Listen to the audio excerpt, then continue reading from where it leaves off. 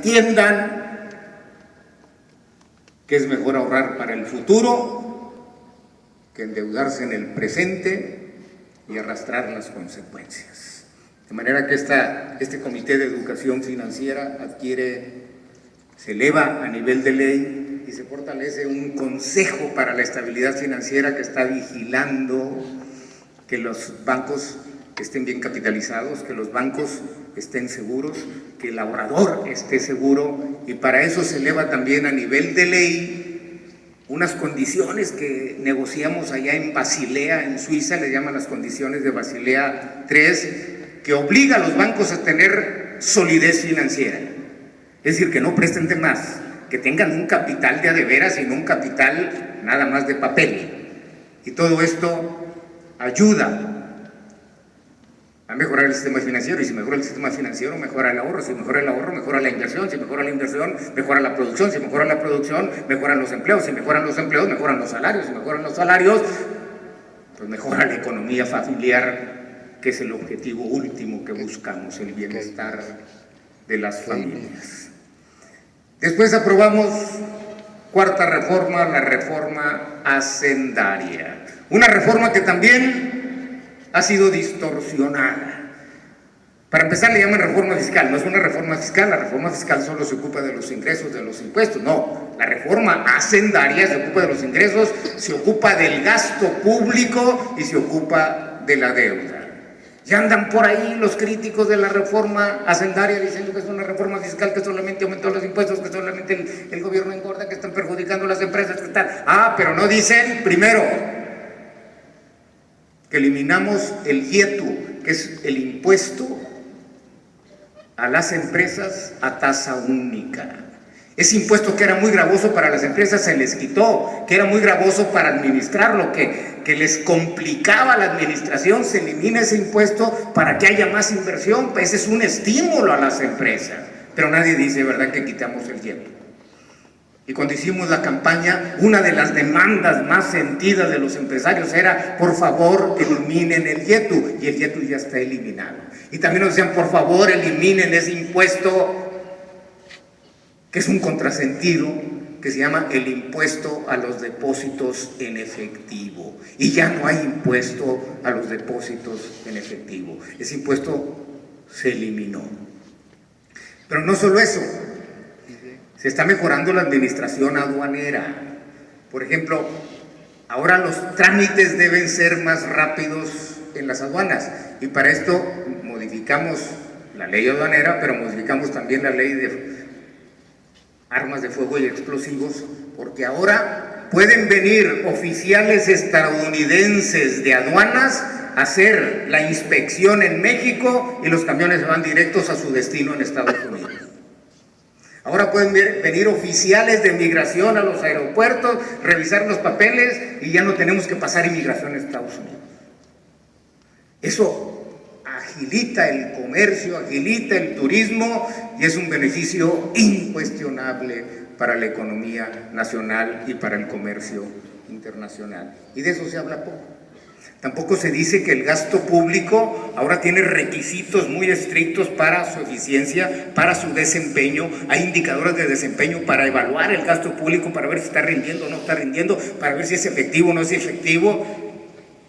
Y eso fue lo que permitió introducir en el presupuesto del 2016 lo que llaman presupuesto base cero, que es una nueva técnica que por primera vez se utiliza en México. Y presupuesto base cero quiere decir, pongamos todos los programas en el tablero, y el programa que no sirve para afuera, y el programa que se duplica para afuera, que se consolide, y el programa fantasma, porque hay muchos programas fantasmas que ni siquiera presupuesto tienen, para afuera, y vamos a gastar más con menos y mejor.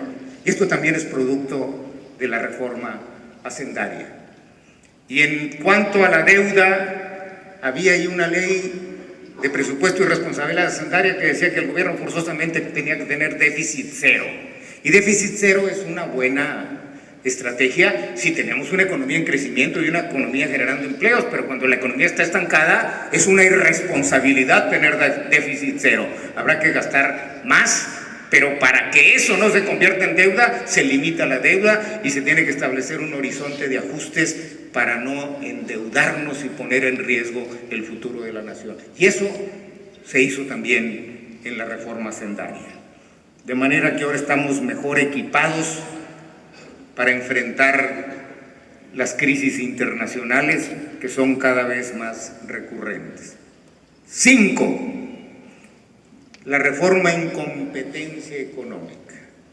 En este país hay muchos mercados, muchos bienes que se venden en mercados monopólicos. Hay prácticas monopólicas y cuando hay monopolio, pues los productos son más caros, los productos son de menor calidad y entonces se extrae ingreso del consumidor que va a dar al productor. Esa renta monopólica perjudica a las familias, disminuye ese ingreso. Ahora se crea un instituto que es un instituto constitucional autónomo, se llama el COFESE o Comisión Federal de Competencia Económica, para que analice los diferentes sectores y vea que efectivamente hay competencia, porque cuando hay competencia los precios son menores, cuando hay competencia la calidad es mejor, cuando hay competencia hay mayor accesibilidad de los bienes, de manera que ahora se busca competencia y se procura que esa competencia sea permanente. Este instituto, esta Comisión Federal de Competencia, va a estar constantemente examinando los mercados para que efectivamente haya competencia. Y si hay competencia, hay competitividad. Si hay competitividad, hay productividad. Si hay productividad, pues podemos competir mejor con otros países del mundo, pero si hay productividad, hay mejores salarios. Los salarios no se determinan por decreto, a los salarios los determina la productividad y entre mayor y mejor productividad habrá más y mejores salarios. La reforma número 6 es la reforma en telecomunicaciones. Es una reforma muy polémica. Telecomunicaciones es el sector ahorita que debe ser estímulo para el crecimiento económico porque todos los sectores tienen telecomunicaciones. ¿Qué es telecomunicaciones? Radio, televisión, internet, telefonía celular, telefonía física. Y ahora ese sector de telecomunicaciones primero tiene que tener competencia. Aquí en México había problemas muy serios, la telefonía es muy cara, de las más caras del mundo. ¿Por qué es cara? Pues porque teníamos prácticas monopólicas, prácticamente había una sola empresa a la que tenían que intercomunicarse todos porque es la que tenía fibra óptica y eso hacía que los servicios en telecomunicaciones fueran muy caros y cuando esos servicios son caros pues afectan los costos de todos los sectores, afectan los costos de todas las industrias y el país estaba perdiendo competitividad día con día. Además tenían muchas prácticas muy tramposas, como por ejemplo tener áreas en toda la República y si llamaba uno de Victoria a Güemes, pues era larga distancia y había más de 300 zonas y todo eso implicaba larga distancia. Ahora, gracias a esta reforma, hay una sola área en toda la República, de manera que cualquier llamada a cualquier parte de la República es llamada local. Y se cobra como llamada local. Y nada más esa decisión le ahorra a los mexicanos más de 20,000 millones de pesos. Y todas aquellas compañías que tenían monopolios las están desintegrando, dice la ley. Tiene que haber competencia, no puede haber economías que tengan el 70, el 80, el 90% o el 100% del mercado. Claro, alguien dice, bueno, pero los señores ya invirtieron en fibra óptica. Bueno, ahora el gobierno pone a disposición de todos los que quieran interconectarse, de todas las compañías que quieran entrar a la industria telefónica, les pone a disposición la fibra óptica que tiene el gobierno federal en la Comisión Federal de Electricidad.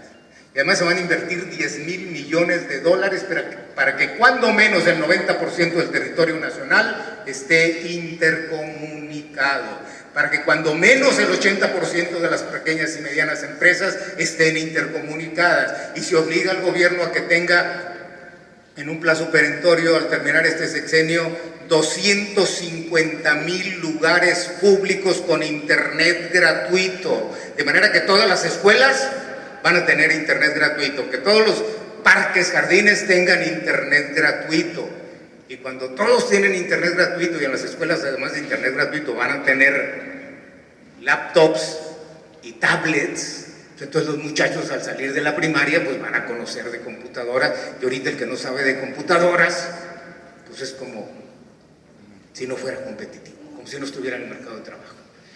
Pero hay una gran brecha, esa brecha digital entre países se va a reducir. México tiene una gran brecha con respecto a otros países, esa brecha se va a reducir, pero también hay brecha entre sectores, hay brecha entre regiones. Las regiones más apartadas pues no tienen posibilidad de internet, y aunque tengan una tableta, ¿de qué les sirve tener una tableta, una computadora, si no hay manera de conectarse con internet? Y esta reforma en telecomunicaciones, solo esta reforma va a significar que el Producto Interno Bruto crezca cuando menos al 1% adicional. Va a haber inversiones para este sector, porque ahora, al no haber monopolios, pues hay muchas más compañías que están interesadas en entrar a este sector, y entre más compañías hay, pues habrá mejores planes, habrá mejores tarifas, habrá mejores precios, y entonces todas las empresas que utilizan tecnologías de la información pues van a tener menores costos, y al tener menores costos se vuelven más competitivos, y al ser más competitivos pues va a haber más inversión, y al haber más inversión va a haber más producción, y al haber más producción va a haber más empleos, y al haber más empleos va a haber más dinero en los bolsillos de las familias mexicanas.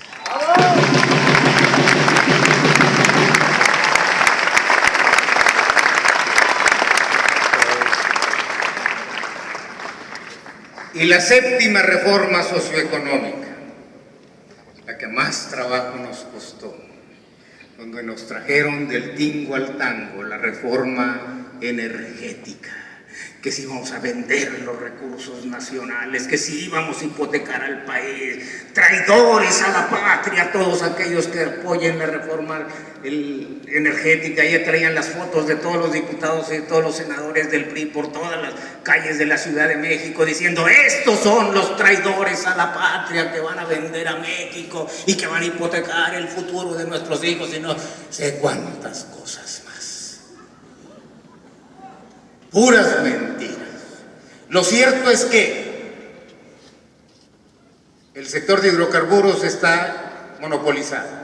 Pemex es el único que podía actuar. Y si Pemex no tiene inversión, pues ahí se quedan durmiendo los recursos. Y si Pemex no tiene tecnología, pues ahí se queda durmiendo el potencial. Y si Pemex no tiene las alianzas estratégicas necesarias, pues ahí se queda la riqueza. ¿Y de qué sirve una riqueza en manos muertas? Se nos olvidó que hicimos toda una guerra de reforma precisamente para desamortizar, o sea, quitar de manos muertas la riqueza nacional, para que la riqueza nacional esté viva y le dé frutos a los mexicanos y no esté muerta y enterrada. De manera que Pemex, primero, Pemex y CFE no se privatizan, se modernizan, se actualizan, se reorganizan. Pemex y CFE se convierten en empresas productoras del Estado, es decir, van a competir con otras empresas, pero sus utilidades son para el Estado mexicano. Pemex tiene la oportunidad, y eso es lo que llaman la ronda cero, de escoger todos aquellos campos en donde ellos tengan ventaja comparativa. Algunos, entre ellos yo, me preguntaba: ¿por qué, si tenemos tanto gas en la cuenca de Burgos, importamos una tercera parte del gas que se consume en México? ¿Por qué, si tenemos posibilidad de refinerías como ampliar, modernizar la de Ciudad Madero, tenemos que importar la mitad de las gasolinas que se consumen en México? ¿Y por qué, si tenemos el campo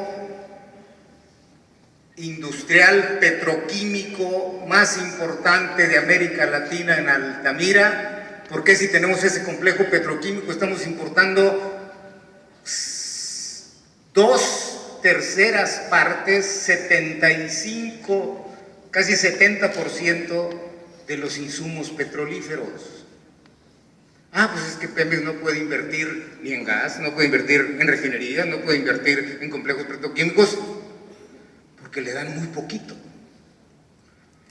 y porque tiene lo que se llaman pozos en aguas someras, como los que están ahí en Campeche, donde le cuesta 6, 8, máximo $10 el barril, y los vendía a $100 el barril, pues ahí gana el 1000%, pues ¿para qué tiene que invertir en gas? Entonces mejor invierte ahí. Bueno, pero ¿qué vamos a hacer con el gas y qué vamos a hacer con la petroquímica y qué vamos a hacer con la refinería? Pues que entren otros a ayudarle a Pemex. Ah, no, porque perdemos la soberanía y la rectoría del Estado. Eso es falso.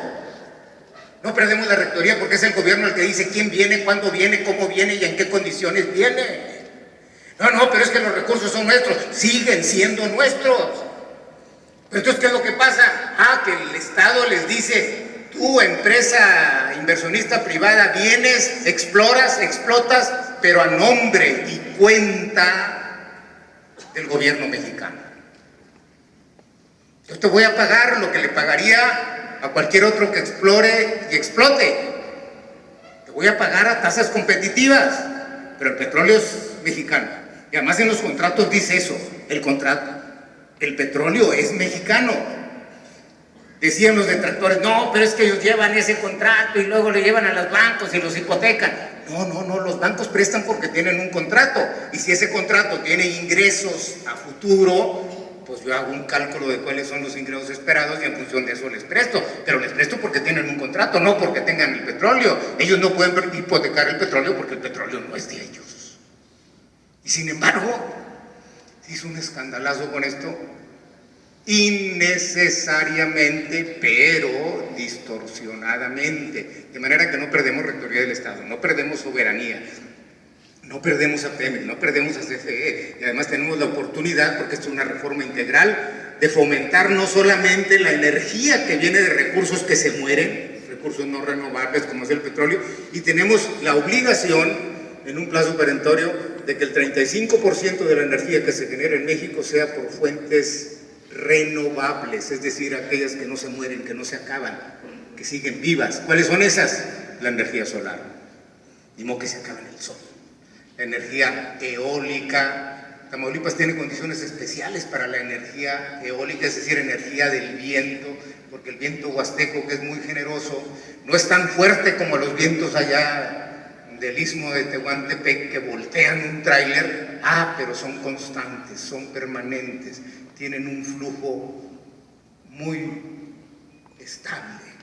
Y esos son los campos que andan buscando. Por eso ya tenemos un campo eólico en Reynosa, están construyendo uno aquí cerquita, en Yera. Si ustedes van por la carretera vieja, antes de llegar a la Angostura, por ahí se encuentran un parque eólico que se está construyendo, y tenemos también posibilidades de una nueva fuente que llaman la geotermia, otra nueva fuente de energía que llaman la bioenergía. Ya hay planes para hacer una productora de etanol en Vallehermoso utilizando el sorgo, y ese etanol sirve como catalizador en las gasolinas. O sea que tenemos muchas perspectivas positivas. Tamaulipas es el estado que va a salir más beneficiado con la reforma energética, no solamente porque tenemos energía no renovable, sino también posibilidades de energía renovable.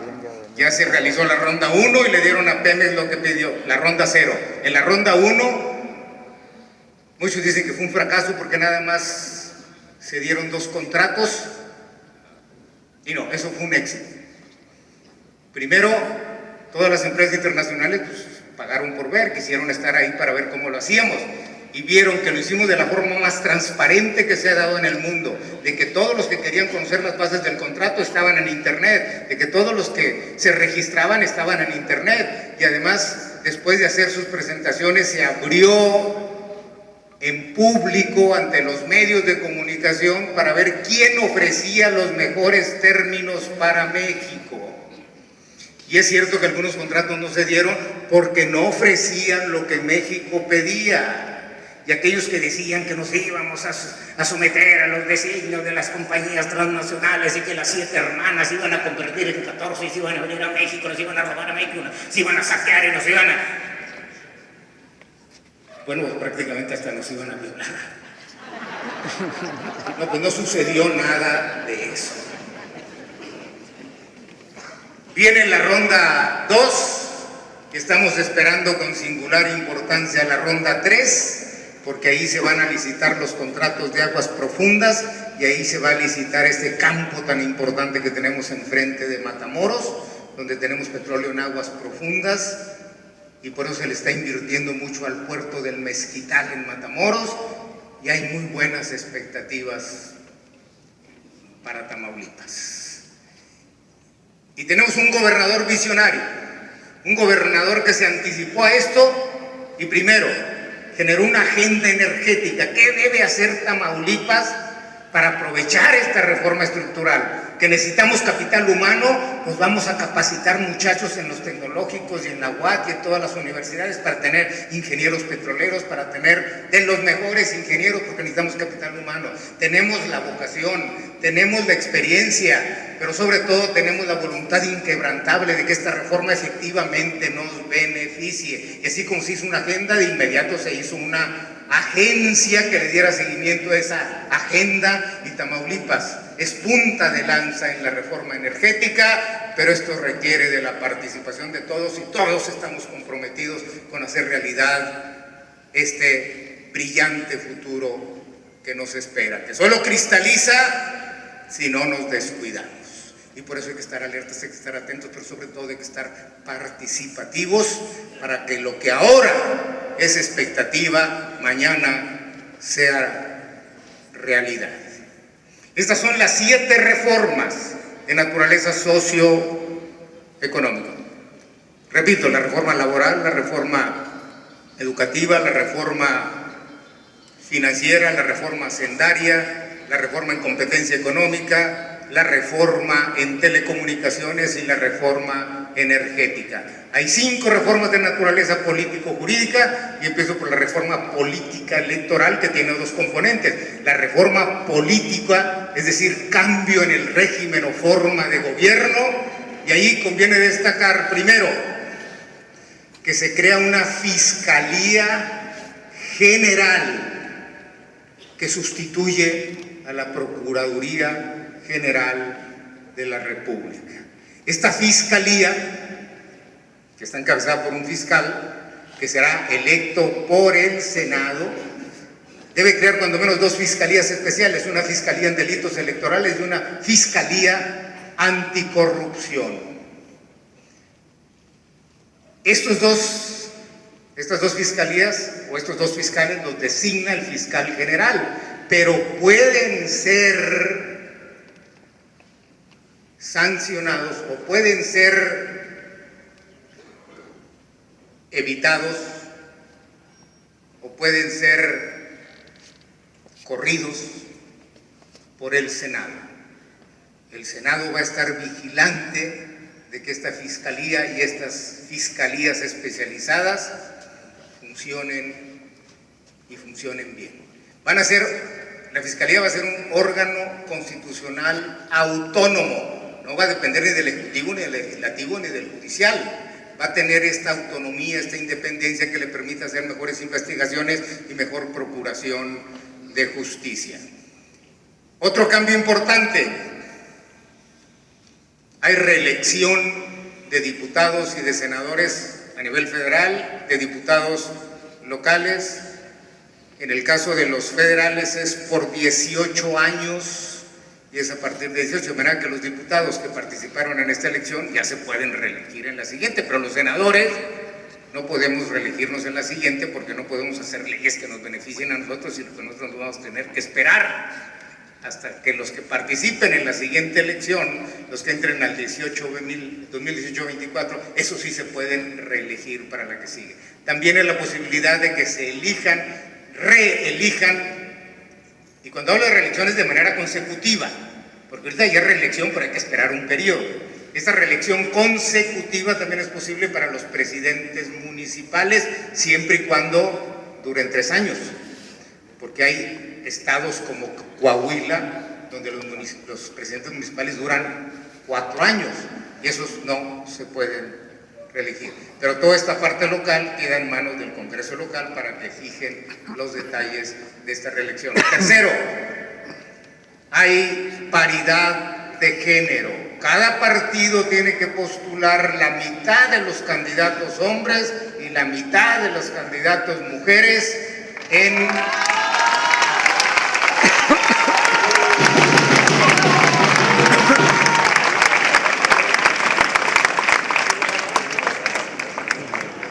el Congreso Federal y en los congresos locales. Esto ya empieza a verse. Esta ley ya empezó a operar para esta elección que acaba de terminar, y la nueva Cámara de Diputados tiene 42% de mujeres, cifra nunca vista, de manera que las mujeres están de plaza.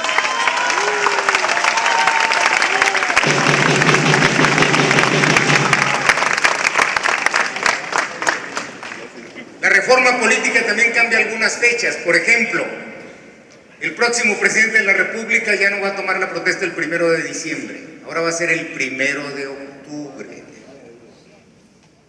Y eso cambia otras fechas. El Congreso ya no entrará en funciones el 1 de septiembre, ahora va a entrar el 1 de agosto. Y el paquete financiero que manda el presidente de la República en su primer año de gobierno, pues ya no lo mandará ya por diciembre, sino que lo tiene que mandar desde el 15 de noviembre para que haya más espacio para estudiarlo, analizarlo, dictaminarlo y aprobarlo. La reforma política se complementa con la reforma electoral, y lo más importante de la reforma electoral es que el Instituto Federal Electoral desaparece. El Instituto Federal Electoral pues hacía elecciones federales. Ahora se crea un Instituto Nacional Electoral. ¿Qué quiere decir? Que hace las elecciones en toda la República. Hace elecciones federales y participa en las elecciones locales. Claro, dejan a los institutos estatales electorales, que ahora se llaman OPLES, organismos políticos locales electorales, pero los integrantes de esas OPLES ya no los nombran los congresos de los estados, los nombra el Instituto Nacional Electoral. Y los magistrados electorales estatales, pues ya no se nombran aquí en el Congreso, sino que se nombran allá en el Senado de la República. Esta reforma electoral también incluye nuevas causales para anular elecciones. Si alguien rebasa los topes de campaña en más del 5%, se anula la elección. Si alguien compra tiempos a radio y televisión o compra tiempos informativos, se anula la elección. Y si alguien acepta recursos públicos en su campaña o recursos de procedencia ilícita, se anula la elección. Pero para que se anule la elección tienen que ser causales dolosas, graves y determinantes, es decir, que las diferencias entre el primero y el segundo lugar sean de menos del 5%. Y además, pues tienen que ser comprobables y verificables, porque algunos se lanzan y lanzan ahí documentos que no tienen ningún sentido y con eso quieren anular una elección. Si se llegara a anular la elección, se convoca una elección extraordinaria, pero aquel que violó la ley en estos tres sentidos no puede participar. La reforma electoral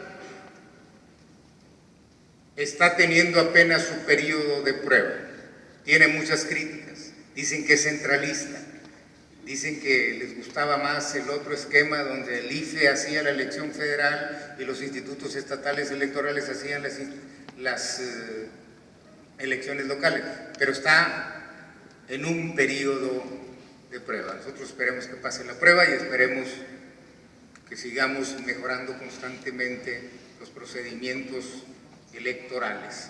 Hay una nueva ley de partidos políticos, hay una nueva ley general de instituciones y procedimientos electorales y hay una nueva ley de delitos electorales. Otra reforma de esta naturaleza político-jurídica es la reforma en transparencia y rendición de cuentas. ¿Qué hace esta reforma?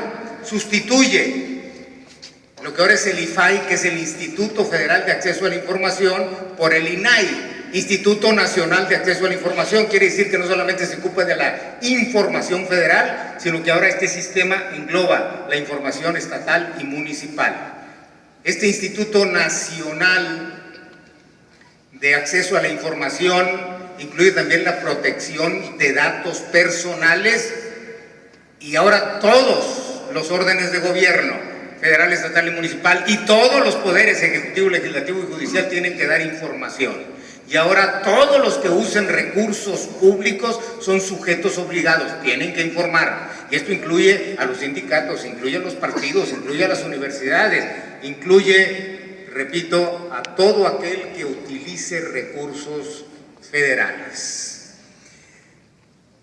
Esta sería la segunda reforma de esta naturaleza. La tercera reforma jurídico-política es la reforma que crea un sistema nacional contra la corrupción. Y es un sistema nacional, quiere decir que todos los sistemas municipales y estatales y federales tienen que estar coordinados en uno solo. Van a formar un órgano constitucional autónomo que nombra el Senado para que coordine todos estos esfuerzos estatales, federales y municipales contra la corrupción, y se crea el Tribunal de Justicia Administrativa, que puede sancionar no solamente a los servidores públicos, sino también a las personas particulares que utilicen indebidamente recursos públicos. Hay una tercera ley en esta naturaleza político-jurídica, una cuarta ley, que es la ley de amparo, que hace más expedito el juicio de amparo, más expedita la protección contra la justicia, que protege los derechos humanos, que toda la jurisprudencia que existía en la Suprema Corte se incorpora ya a la ley, y se trata de mejorar la procuración y la impartición de la justicia. La quinta reforma de esta naturaleza sería un código único de procedimientos penales. Ahorita hay 32 códigos, pero ya se eliminaron, queda uno solo, de manera que no por vivir en diferente estado tengamos diferentes procedimientos y diferente acceso a la justicia. Esto también nos va a ayudar a mejorar la procuración y la impartición de justicia. Estas son las 12 reformas. Estas 5 de naturaleza político-jurídica, reitero, son la reforma política electoral, la reforma para crear un sistema nacional anticorrupción, la reforma en transparencia, la reforma a la ley de amparo y el Código Único de Procedimientos Penales. Finalmente, compañeras y compañeros, reitero, las reformas son estructurales, son de mediano y largo plazo, no son reformas coyunturales, no son reformas de un día para otro, son reformas que implican un cambio profundo, no un cambio superficial. Nadie prometió llegar al paraíso por asalto. Nadie prometió llegar al cielo por decreto. Nadie prometió la felicidad instantánea y repentina. Eso no existe. Las reformas son de todos y requieren de todos. Las reformas son semillas, no son frutos. Y como son semillas, esas semillas hay que cultivarlas. Hay que deshiervarlas, hay que fertilizarlas, hay que regarlas, hay que apapacharlas, y esto exige la participación de todos. Por lo tanto, yo los convoco a que juntos con Enrique Peña Nieto, juntos con Egidio Torre Cantú, juntos todos los tamaulipecos y todos los mexicanos hagamos realidad estas reformas estructurales. El horizonte es promisorio, todos juntos, con visión de futuro, hagamos realidad estas reformas. Muchas gracias.